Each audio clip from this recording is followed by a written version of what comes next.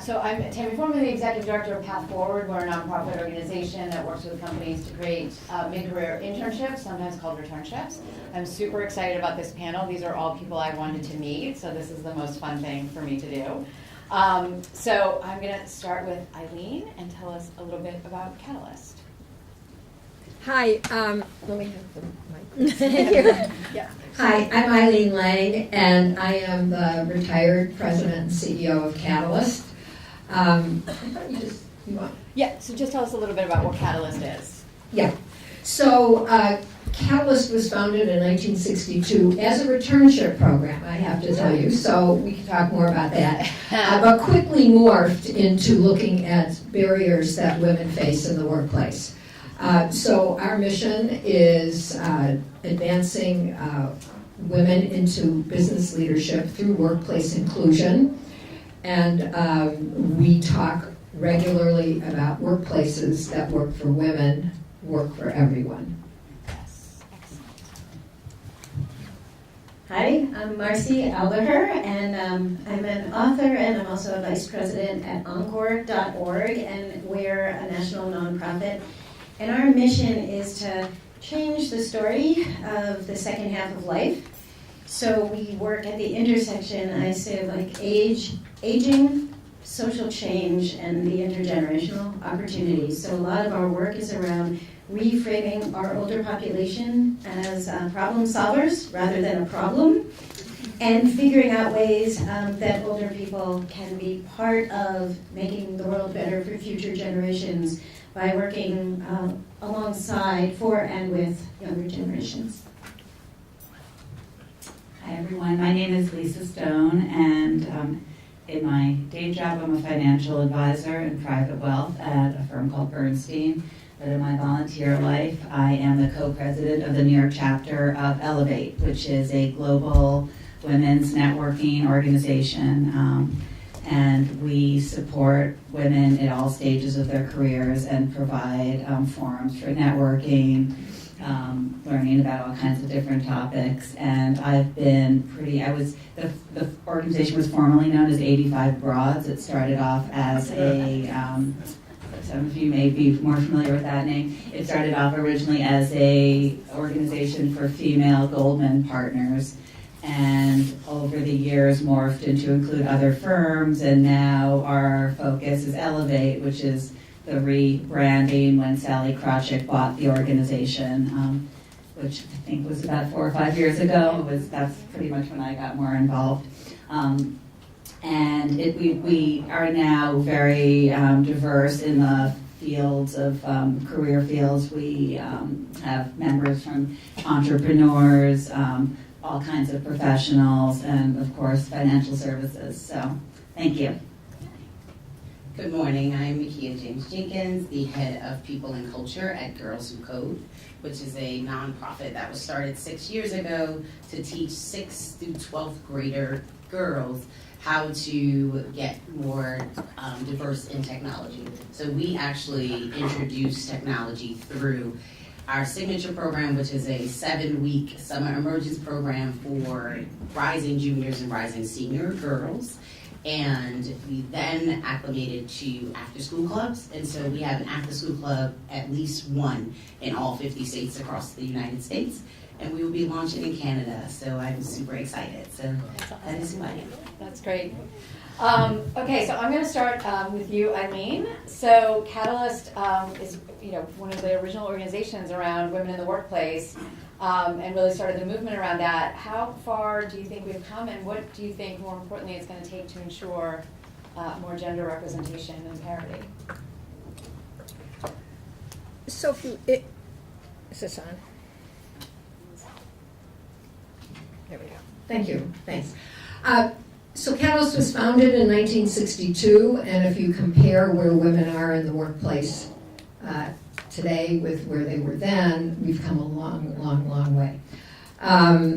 The focus of Catalyst has been to measure and to ask questions and do pretty substantial research to try to understand not only what the career paths of women are relative to men, but then looking at women of color, looking at LGBTQI, looking at all these various intersecting identities. And we're a global organization, so we look around the world because there are differences country to country, region to region, culture to culture, etc.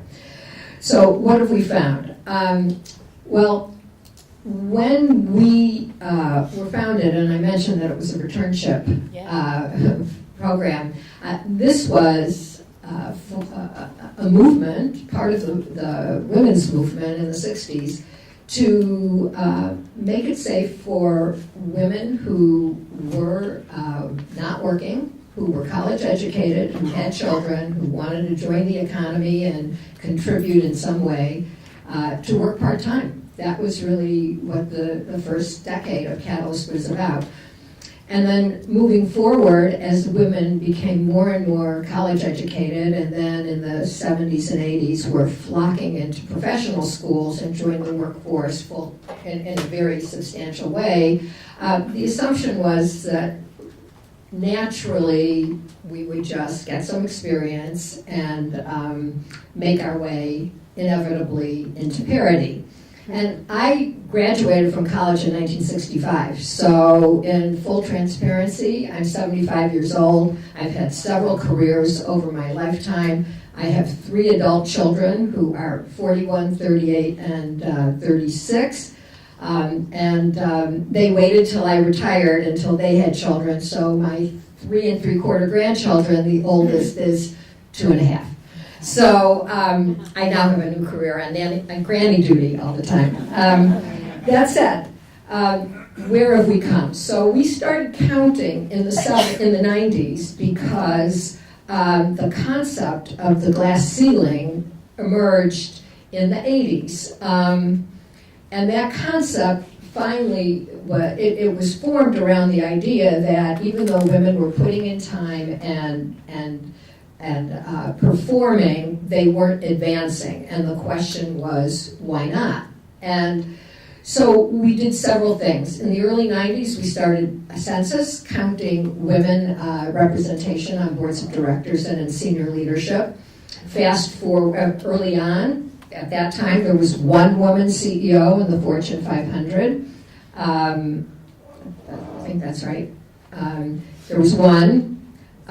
We hit a high point. 1 year ago, there were 32. Today, there are 24. So we're backsliding. So how are we doing? Not very well. We looked at women in the C-suite, and we counted that. And we got as high as about 20%, 25%. Does that sound right, Danielle? About 25%. Depended, different functions were different, so many more women in the staff roles, general counsel, communications, HR, a growing number as chief financial officers, very few in the revenue generating roles, and the big roles that would lead to the most senior positions. We also documented that women were promoted less frequently than men. They spent more time in grade, and through deep studies around stereotyping and how bias worked its way into some of the programs we've heard about before, but recruitment, development, advancement, and promotion, and things like that, we found that women spent much more time in grade because they had to prove themselves over and over and over again.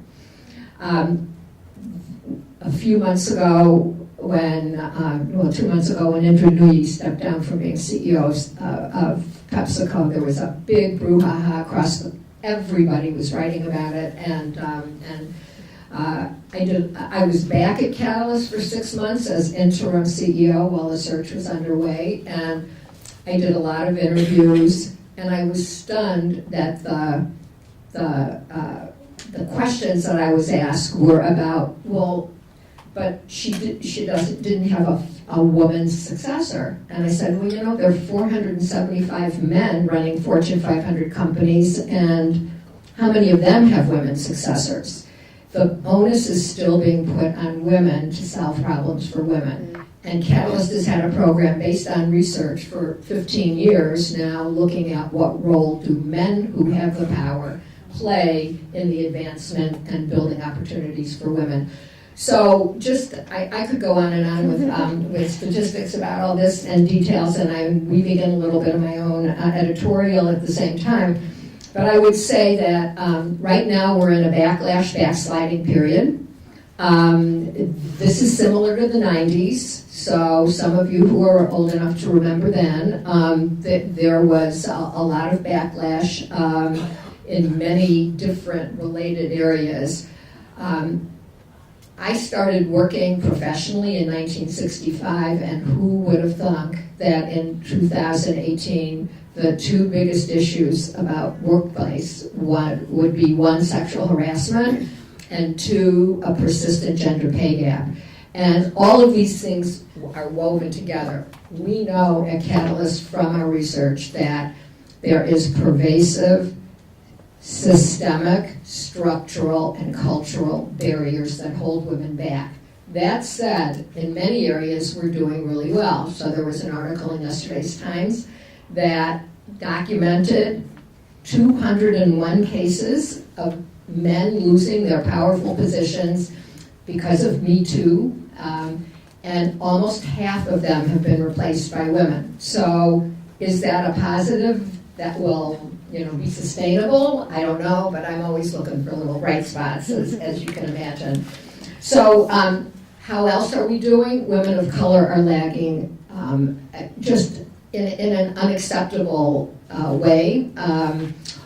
Catalyst did our first, which was great, groundbreaking research looking at women of color, because one of our board advisors said, it looks like it's white women who are getting all the advantages and all of the opportunities.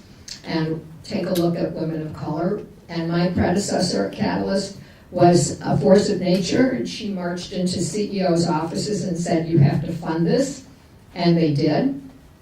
And so over this time, we found that, whereas I mentioned earlier, we'd gotten up into about 25% of C-suite roles, and 20%, it's about 22% women on boards of directors, the share for women of color is 3%.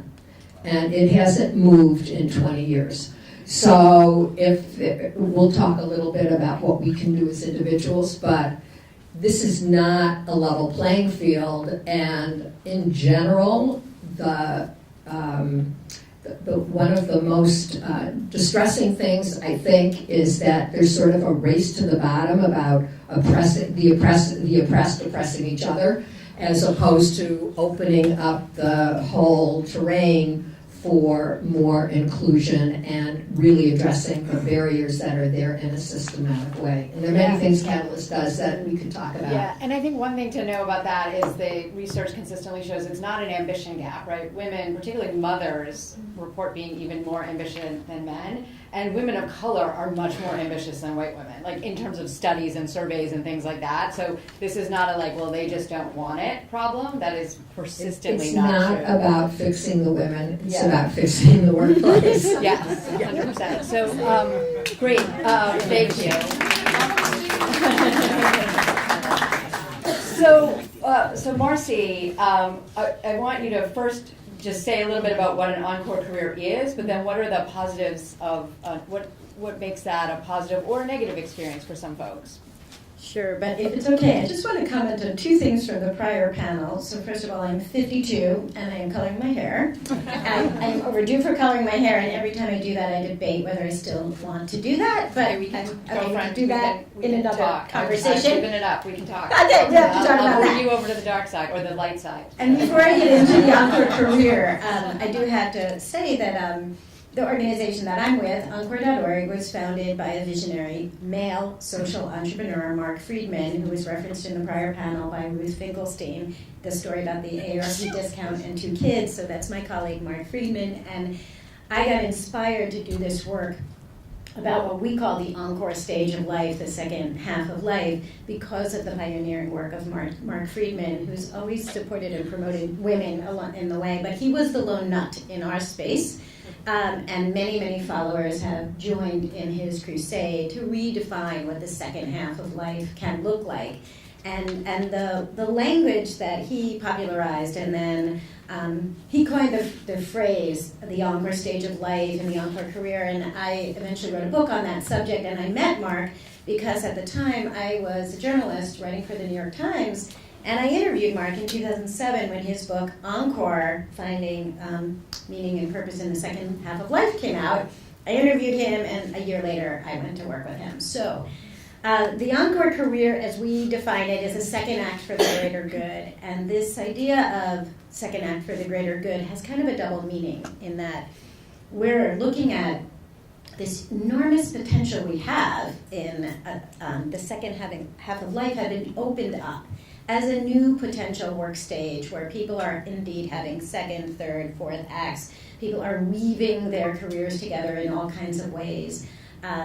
And there's really an enormous potential, though, to have a later chapter of life that's really infused with the idea of giving back, of influencing the next generation, of doing something that's as much about meaning as it is about money. But there is also an idea of a societal benefit if we can figure out how to keep all of us engaged as we age and use this talent in ways that don't create a zero-sum game where people think, if I hire this group, there's no room for that group. So if we have an age-diverse workplace and society where we value the roles that everyone brings, and maybe the job you do in your 50s, 60s, or 70s isn't exactly the same job you do or the way you did it when you were in early career, or as someone mentioned on the prior panel, sometimes early career is early career. Like I just became a nurse at 50. I'm early career as a nurse, but not as a human being. So there's just so many layers to this conversation. And I will say, so I'll give you the basics on the encore career. We say it's a kind of a trifecta. You're looking for purpose, passion, and a paycheck in the second half of life, right? If you get the 3 Ps, you're probably going to be pretty happy. We all know that life expectancy for large numbers of people have increased. Now, I do want to mention that there are big disparities around race and economic lines around that, what's called often the longevity bonus. But in all categories, we've had some life expectancy increases over the last 50 years. But I'd like to say those extra years do not come with a prepaid gift card. So you really have to be thinking about the long haul of your career and how to constantly recharge, renew, reinvent. So the upside is there's lots of opportunities to do that. There is much more openness about revealing our age, revealing our life stage, and increasingly we're seeing more and more workplaces that are valuing, or at least talking about valuing age diversity as part of the conversation. And there are countless stories. We read about them in the media. I have written many of those stories myself as a member of the media. And there are ways to get new learning, all kinds of newfangled ways. We created one of them at Encore that I'll talk about later, which is called an Encore Fellowship. There were no midlife transition opportunities for people who wanted to, mid or late in their career, move to the social sector, to start doing work in nonprofits, for example. So we created a fellowship like that. There are many other things cropping up, and Tami, your work is an example of just that kind of transition pathway after, at a life stage. So there are more pathways, but it's still quite challenging to get to an encore career. So there's ageism, both out in the world and internalized ageism. Can I compete with younger people? Can I move as fast? Can I learn as fast? Do I have the confidence? Can I put everything on my resume? So I think it's the things we carry around, and Ashton Applewhite is going to school us well at lunch on a lot of those issues. And then there's the financial obstacles. Many of us would like to do new things, but still have to carry on quite a lot of financial burden as we age, and I think that's a biggie. And then there's do we have the right roles? Just, are we thinking about the right roles for different people at different stages in their life and careers? And what would it look like if we truly had an intergenerational, multi-generational workplace that valued age diversity as much as all the other kinds of diversity we've been talking about? So I think the biggest change I've seen in the Encore career in the last little while, though, is how much younger people, especially millennials, are starting to think about this because they see their parents needing to do this. They see their parents having been laid off or choosing to have another chapter. And so often when I talk about this idea of the Encore career and I'm talking to a younger person, they immediately want me to talk to their parents or want to tell me a story about a parent.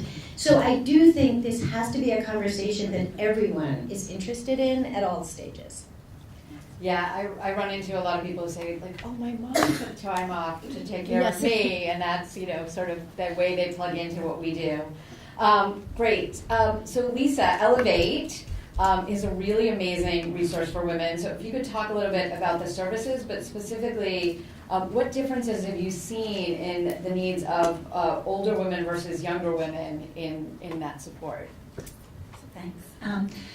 So we have members from every range of the career spectrum and age group. And one of the ways we addressed that, and this was one of the sort of innovations when Sally took over the organization, is we have different levels of membership. So I'm very closely involved with that sort of the most senior level, which is called the Executive Council, and those are women who are in more senior levels of their career and interested in networking with other women at their same career point, and there are different kinds of sort of squads, we call them, which are mentoring groups and events that are offered only to Executive Council members. But we also have levels for newly minted college graduates, for entrepreneurs, for something called Achiever, which are kind of mid-level careers. And if you were to go onto our website, and just for clarification, it's Elevate with 2 L's, so if you can't find it, elevatenetwork.com. You'll see that there are certain events that are just put on as by the New York chapter, which is what I'm specifically involved with. We promote events from members that are not specifically Elevate sponsored events. And as an organization as sort of Elevate globally, we host a large number of events where we feature members. And so there's probably at least in the New York area, at least 3 or 4 events a week. So this could be a full-time job. And for some people, I think it is. So, we try and have something for everyone. We try and communicate with our members in a wide range of ways that appeal to, all different career types and ages. So we do everything from, lots of in-person events, which are a great way for women to network and meet one another. But also we do webinars, we have a podcast.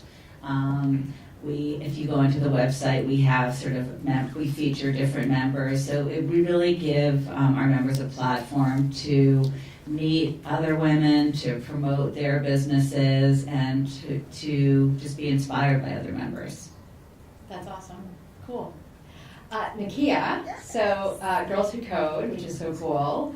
Can you talk a little bit about how technology training impacts the lives of the girls in your program, but also do you think that it's only young people who can learn about technology? I hope we're all. Let me be very clear. So, using the energy from panel number 1, I am 43.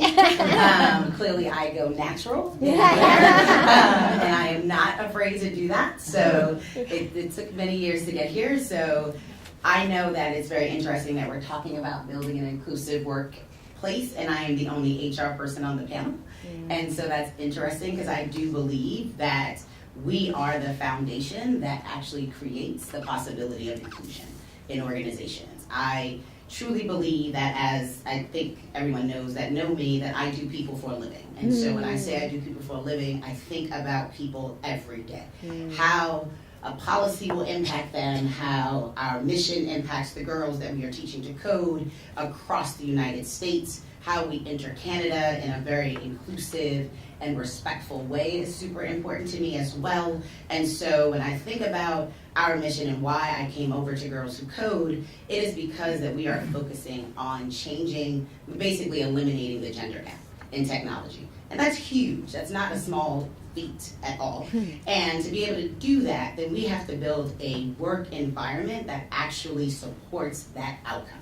So there is no way that I can say that we are changing the gender gap and then you come into my organization and I'm male dominated, right? That would absolutely be against what we're saying we are as an organization. And so being an inclusive workplace or being inclusive by design is really making sure that every single leader in your organization actually is committed to that. Because inclusion is behavior. It is by choice. It is how we engage and interact with one another. That's behavioral. That's not training. That's not sitting and learning to be different and listening or watching PowerPoint and going, oh, those terminologies really work. You have to live them every day to actually be able to impact the lives of the folks that work at your organization and also the girls that we are training every day. And so we take it very, very seriously. I take it extremely personally. Every organization that I've ever worked for or worked with knows that I am going to come through the door asking leaders to be better. I'm going to ask you to be better because I'm going to ask you to think differently. And being able to change mindsets is how you change behavior. It is not that I move you around. I always think of the word change as like moving furniture in a room, right? If I move furniture in a room, that does not make the room bigger. All I did was maximize the space that exists. But if I ask you to think differently, that broadens the way you engage with one another, that broadens the way you engage with our mission and vision, and that broadens the way we recruit. Right? At the end of the day, people is who make organizations real. People are what makes organizations real. And so when you think about having a diverse work environment, we are committed at Girls Who Code that we bring our girls back. And so our girls go through an intensive summer program and they work physically at our partners' organizations. So they, as part of that program, they actually have mentors. They have female engineers that mentor them for 7 weeks. You get to see you later in life, right? So now I can see me, I'm real, because she is me in 10 years, right? And so that is how we're making that gender connection and that age connection, is that we are connecting our girls with women who used to be them, who had the dream of technology when we were not kicking open the door, and they made it.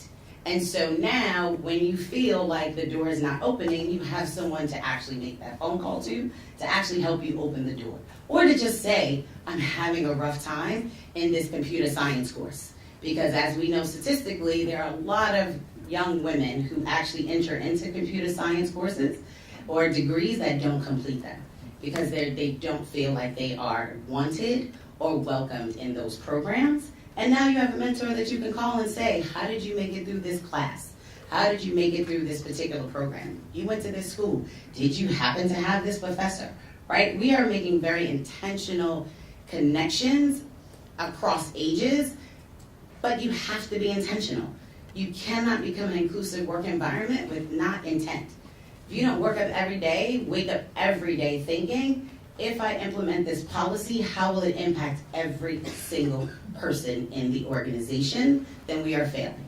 And so that is how I have been able to build an inclusive work environment wherever I am, because most people that hire me, I function exactly how I am on an interview. So you either want me or you do not. You either want to be better or you do not. And I say that, right, because there is a lot of organizations I could work for, and they don't want to think differently. They want me to come in and check the boxes. You see me, I am not a box checker. I will never be a box checker. I'm going to be the one that designs the boxes and make sure that everyone is thinking the way I'd like them to. But I think that's where it begins. You really have to be intentional with who you are as an organization, who is your people person running that arm, and then how close they sit to the executive team, because at the end of the day, if your leaders are not ready to think differently, your organizations will look the exact same they do now, 20 years from now. Yeah.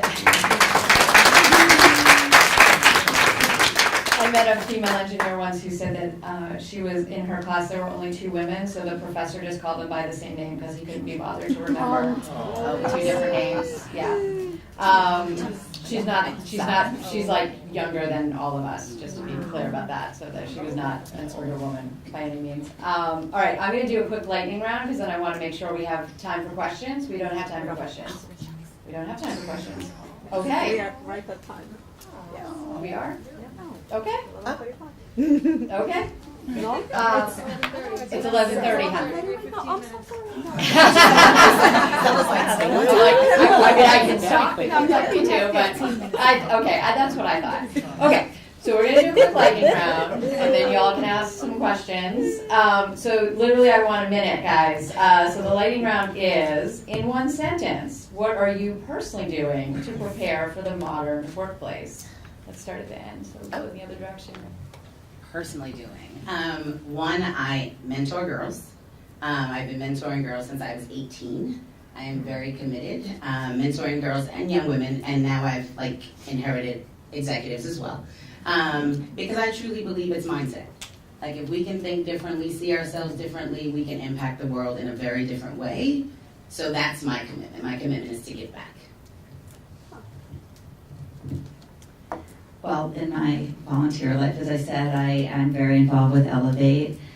In my professional life as a financial advisor, I am really committed to mentoring young women. I have 3 associates on my team now who are all young women.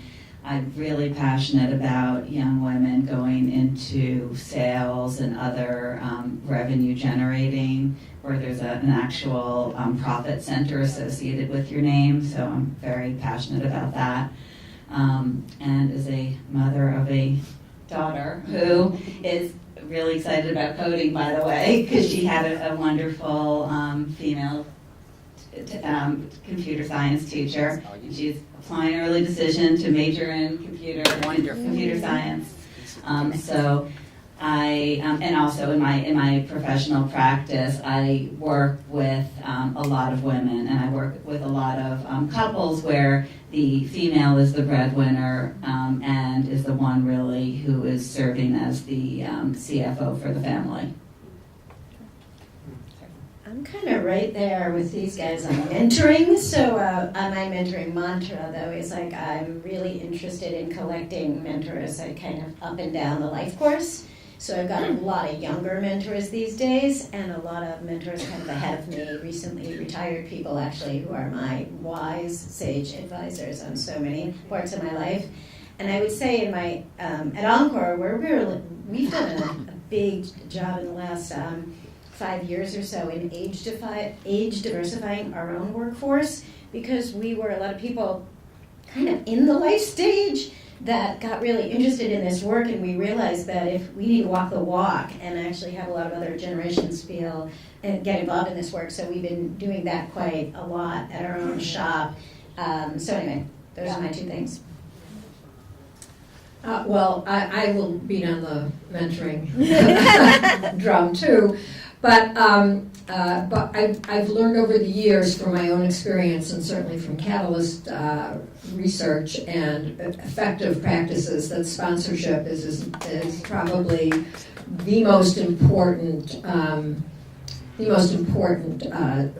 way to open doors. Mentorship is about advice, and it's super important. As has been explained in many different contexts.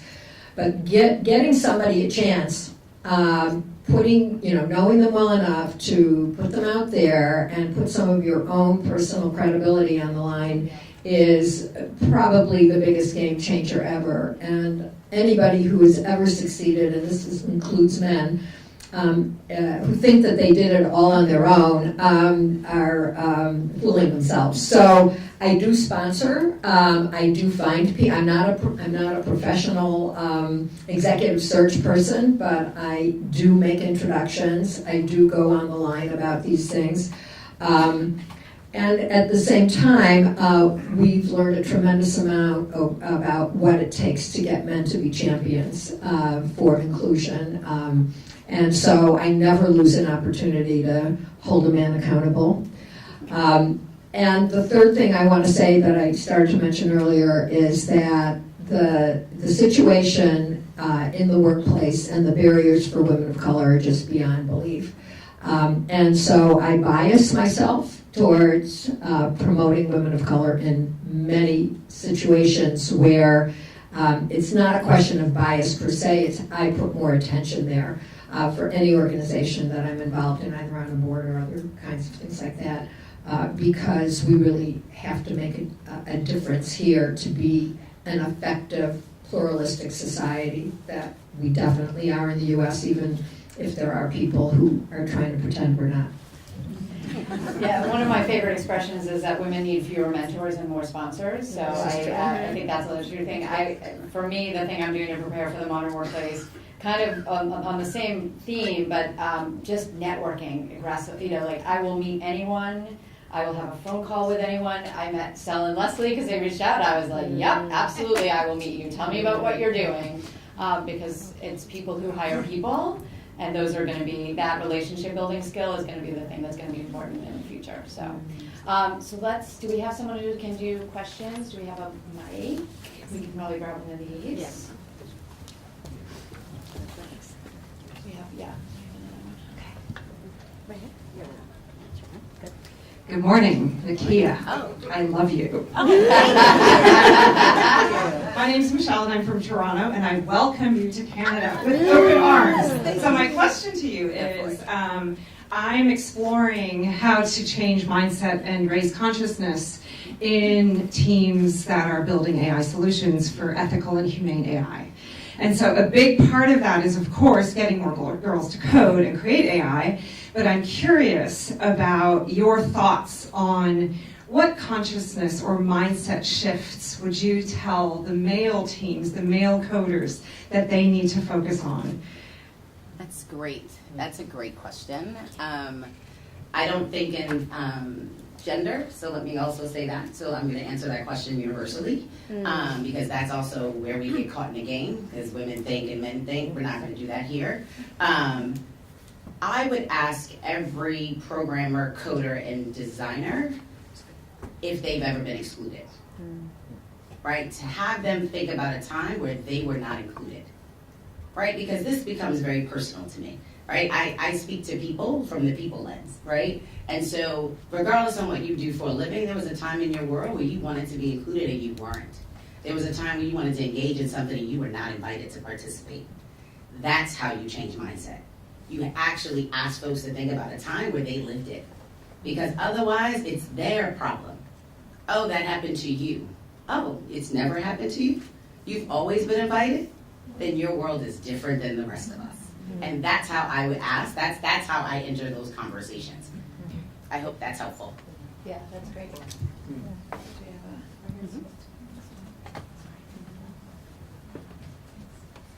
Hi,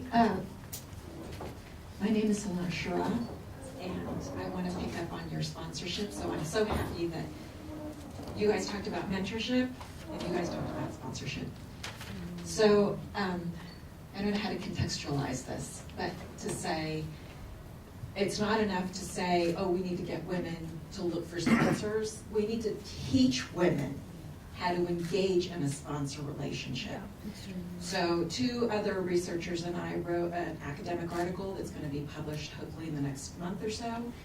But we also wrote a short version of this for the Harvard Business Review, which they published. And it's really about changing it's all about economics. So mentorship is sort of a philanthropic endeavor where you get a lot of psychic income by mentoring somebody. You feel good. And the person that's being mentored also feels good. Sponsorship has a different economic underpinning to it. And women are really good at being mentors because we think collectively, like all boats rise in a rising tide and it's good to be good.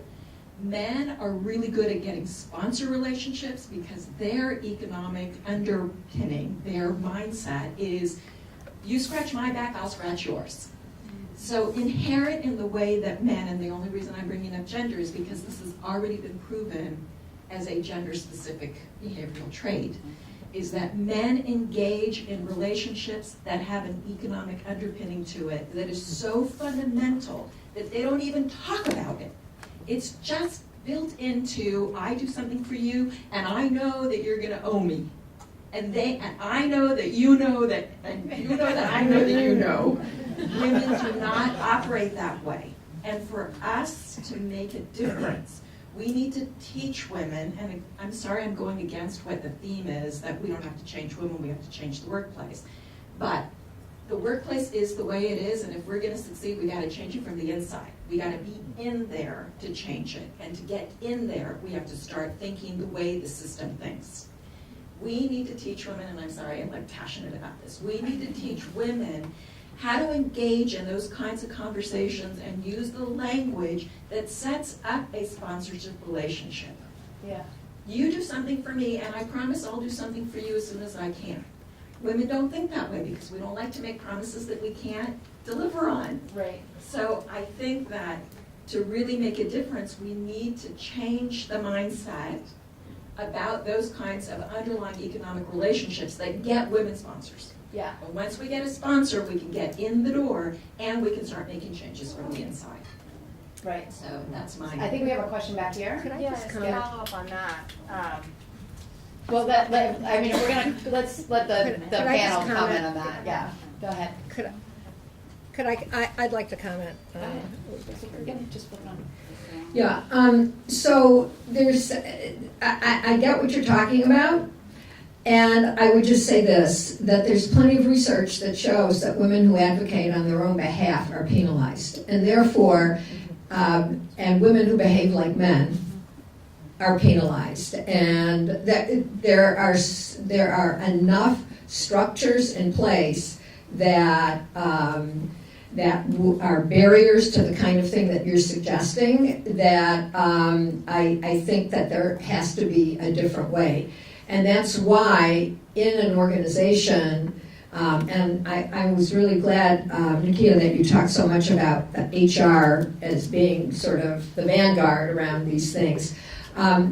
Practices have to be named for what they are. And effective organizations that are in fact promoting much broader diversity into significant roles and into leadership are the ones that recognize that sponsorship is different from mentorship, number one. Number two, they structure sponsorship. And the CEO on down insists that his or her leaders are sponsoring people in the organization who are different from them. And we have awarded the Catalyst Award many times for this kind of sponsorship because it can't just be the woman negotiating with somebody with more power than her for some kind of quid pro quo. These things really are very, very difficult to maintain and to execute.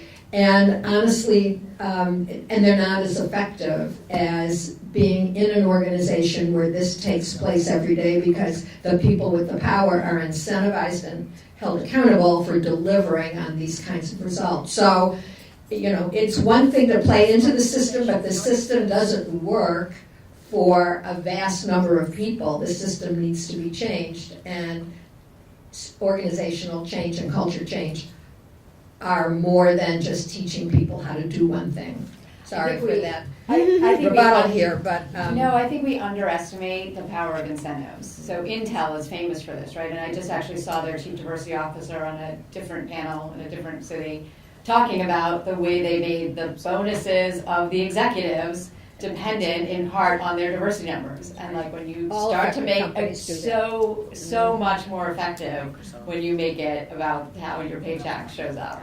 And they have been one of the leaders in that because of that policy. All right, Stella's giving me the time. We could literally talk about this all day. You women are amazing. This is one of the best panels I've ever done. This has been so cool. Thank you, everybody, for your representation.